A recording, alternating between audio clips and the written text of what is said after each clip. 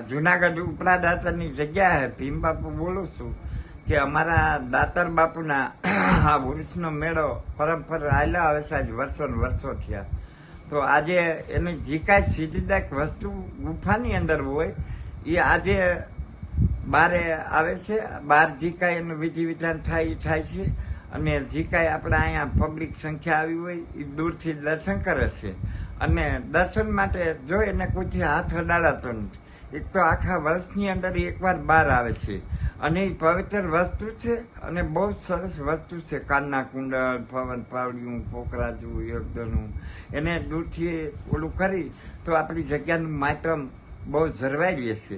અને અમને જે કાંઈ સાહેબોએ પોલીસ ખાતામાં પૈસા આપી કોઈ પણ બહુ સાથ આપ્યો છે અને બહુ સરસ બંદોબસ્ત છે. અને આનંદથી દિવસો આજે બહુ સરસ ગયો છે. અને આજ વર્ષો ત્યાં આવ્યું આવે છે એટલે એની જે કાંઈ આજે સંદન વિધિ થાય એ હવા લગી બધી કામ ચાલુ રહે છે. જય દાતા. જય દાતા.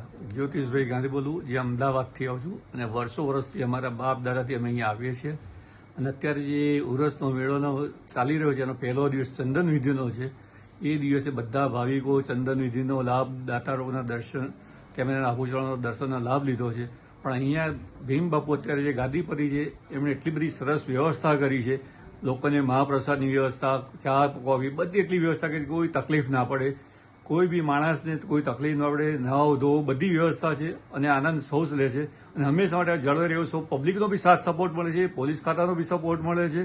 અને જે લોકો આવ્યા છે એટલા ધન્ય છે, બીજા બધાને પણ લેતા હોય છે. અને અહીંયા ગુજરાત નહીં, મહારાષ્ટ્ર, પૂના, મુંબઈ બધે સાઉથમાંથી બધે વિદેશી પણ લોકો આ દર્શનનો લાભ લેવા માટે આવે છે. જય દાદા.